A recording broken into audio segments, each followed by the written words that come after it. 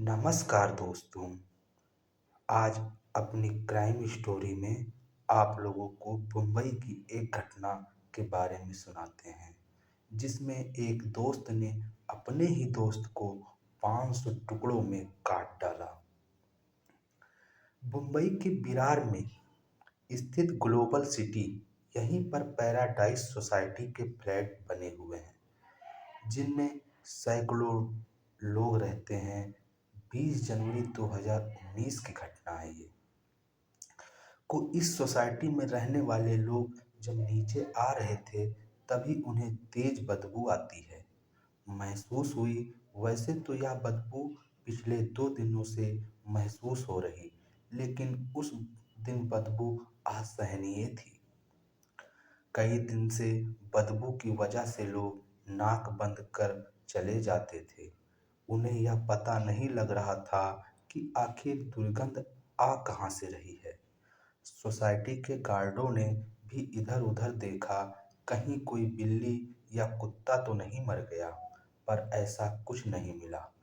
20 जनवरी को अपराह्न 11 बजे के करीब सोसाइटी के लोग इकट्ठा हुए और यह पता लगाने में जुट गए कि आखिर बदबू कहाँ से आ रही है।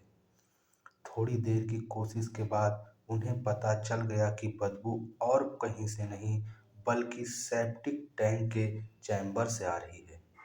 किस फ्लैट की टॉयलेट का पाइप बंद है, यह पता लगाने और उसे खुलवाने के लिए सोसाइटी के लोगों ने 2 सफाई कर्मियों को बुलवाया।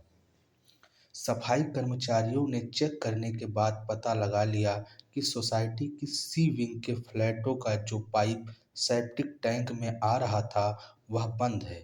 इस विंग में 7 फ्लैट थे, उन्हीं का पाइप नीचे से बंद हो गया था। पाइप बंद होना आम बात होती है, जो आए दिन फ्लैटों में देखने को मिलती रहती है। सफाई कर्मियों ने जब वह पाइप खोलना शुरू किया, तो उसमें मांस के टुकड़े मिले। पाइप में मांस के टुकड़े फंसे हुए थे, जिनकी सड़ांध वहां फैल रही थी। सोसाइटी के लोगों को यह बात समझ नहीं आ रही थी कि किसी ने मांस डस्टबिन में फेंकने के बजाय फ्लैट में क्यों डाला। जब पाइप में ज़्यादा मात्रा में मांस निकलने लगा, तो सफाई सफाई कर्मियों के अलावा सोसाइटी के लोगों को भी आश्चर्य हुआ। शक होने पर सोसाइटी के एक पदाधिकारी ने पुलिस को फोन कर इसकी जानकारी दे दी। सूचना मिलने पर अनाला थाने के इंस्पेक्टर सुनील माने पैराडाइज सोसाइटी पहुंच गए।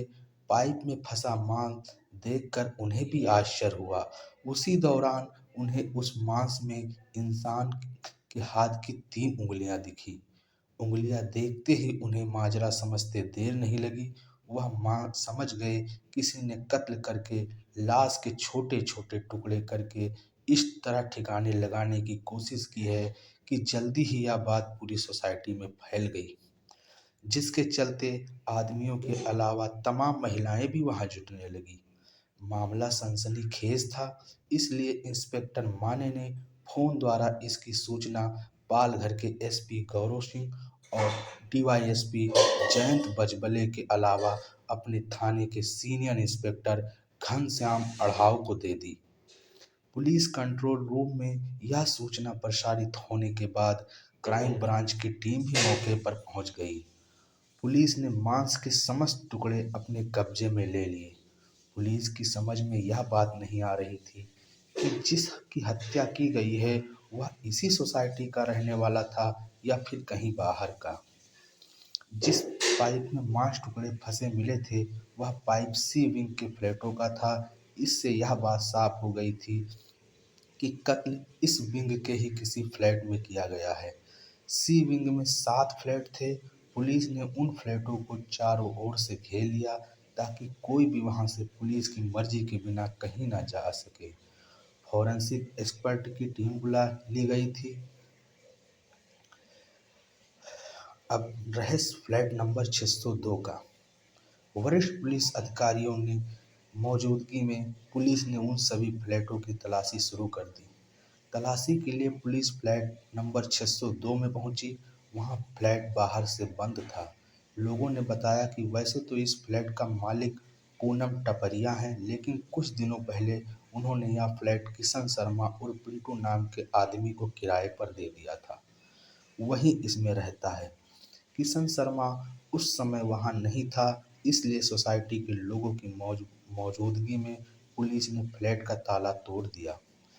तलाशी ली तो वहां इंसान की कुछ हड्डियां मिली। इससे इस बात की पुष्टि हो गई कि कत्ल इसी फ्लैट में किया गया था। कत्ल किसका किया गया था यह जान के किशन शर्मा से पूछताछ के बाद मिल सकते थे। बहरहाल पुलिस ने मांस के टुकड़े, हड्डियां आदि अपने कब्जे में ले ली। थोड़ी कोशिश करके पुलिस को किशन शर्मा उर्फ पिंटू का फ़ोन नंबर मिल गया था।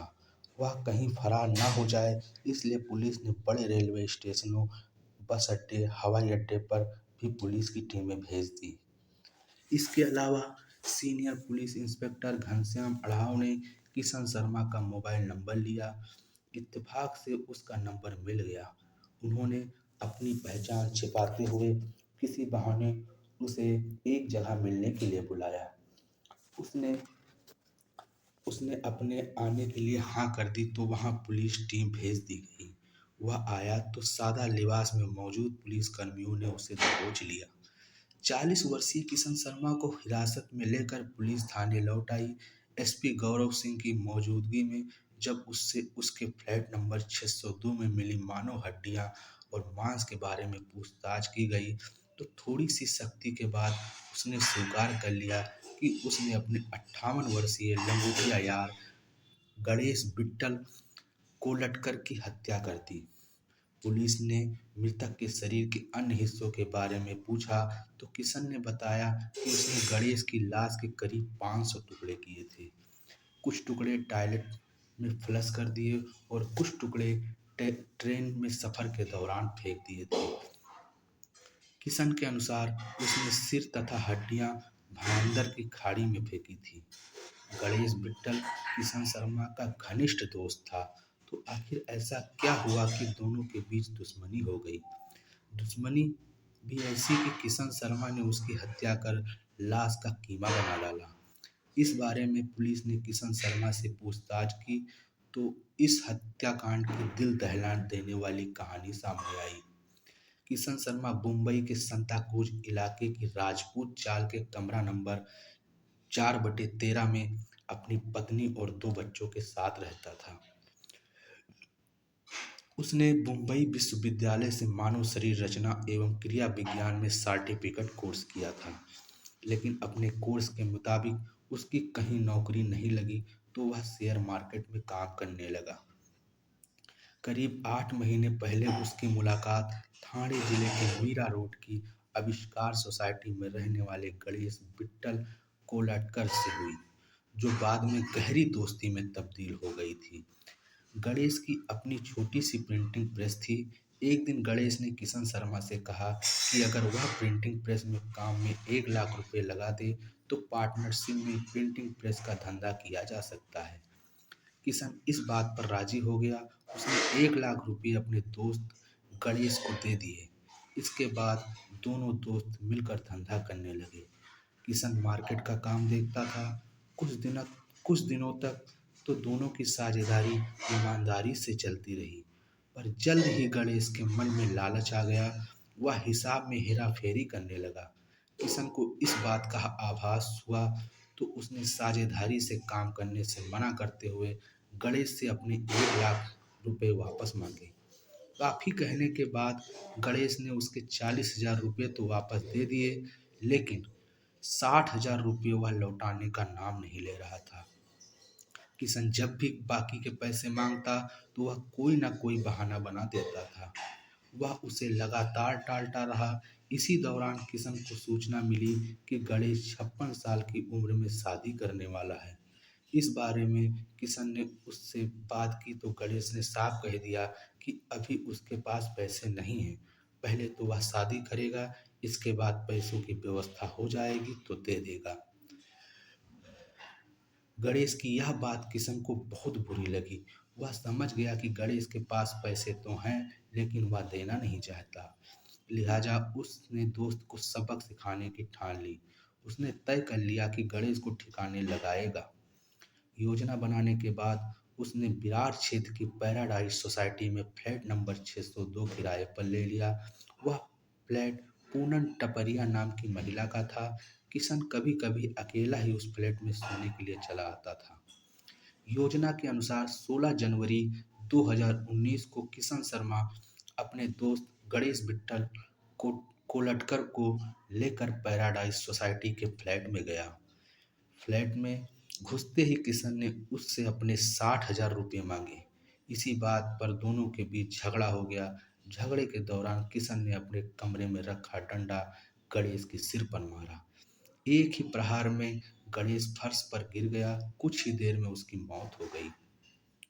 गणेश की मौत हो जाने के बाद किशन के सामने सबसे बड़ी समस्या उसकी लाश को ठिकाने लगाने की थी। इसके लिए उसने assistant police inspector Ashwani Bidre गोरे की हत्या से संबंधित जानकारियां इकट्ठा की, ताकि पुलिस को आसानी से गुमराह किया जा सके।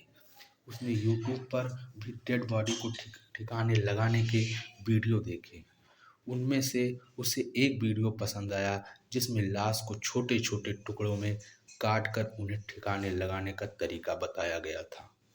यह तरीका उसे आसान भी लगा, क्योंकि वह मानव शरीर रचना एवं क्रिया विज्ञान की पढ़ाई कर चुका था। इसलिए तेज धार के चाकू की जरूरत थी। किशन शर्मा संतार कुंज इलाके के एक दुकान से बड़ा चाकू और चाकू को तेज करने वाला पत्थर खरीद लाया। फ्लैट पर पहुंचकर किशन शर्मा ने सबसे पहले गणेश विट्ठल को लटकर की लाश का सिर धड़ से अलग कर उसे एक पॉलीथीन में रख लिया। इसके बाद उसने लाश के 500 अधिक टुकड़े कर दिए। शरीर की हड्डियों और पसलियों को उसने तोड़कर अलग अलग कर दिया था। वह मांस के टुकड़ों को टॉयलेट की फ्लश में डालता रहा। सिर और हड्डियां उसने भयंदर की खाड़ी में फेंक दी। कुछ हड्डियों उसने पॉलीथीन की थैली में भरकर ट्रेन में सफर के दौरान रास्ते में फेंक दी थी। उसका फोन भी उसने तोड़कर फेंक दिया था। उधर गणेश विट्ठल कई दिनों से घर नहीं पहुंचा, तो उसकी बहन अनधा गोखले परेशान हो गई। उसने भाई को फोन करके बात करने की कोशिश की, लेकिन उसका फोन बंद मिला। फिर वह 20 जनवरी को मीरा रोड के नया नगर थाने पहुंची और पिछले 4 दिनों से लापता चल रहे भाई गणेश विट्ठल की गुमशुदगी की कम केस दर्ज करा दिया। पुलिस ने किशन शर्मा से पूछताछ के बाद गणेश विट्ठल का सिर बरामद करने की कोशिश की, लेकिन वह नहीं मिला। अंततः जरूरी सबूत जुटाने के बाद हत्यारोपी किशन शर्मा को न्यायालय में पेश कर जेल भेज दिया।